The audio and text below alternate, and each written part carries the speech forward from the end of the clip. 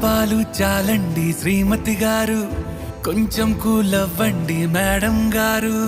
చామంతి నవ్వే విసిరే మేరు, కసిరేస్తూ ఉన్నా బాగున్నారు. సరదాగా సాగే సమయంలోన మరిచిపోతే బాధ కబురు, వద్దు అంటూ ఆపేదెవరు. కోపాలు చాలండి శ్రీమతి గారు, కొంచెం కూలవ్వండి మేడం గారు.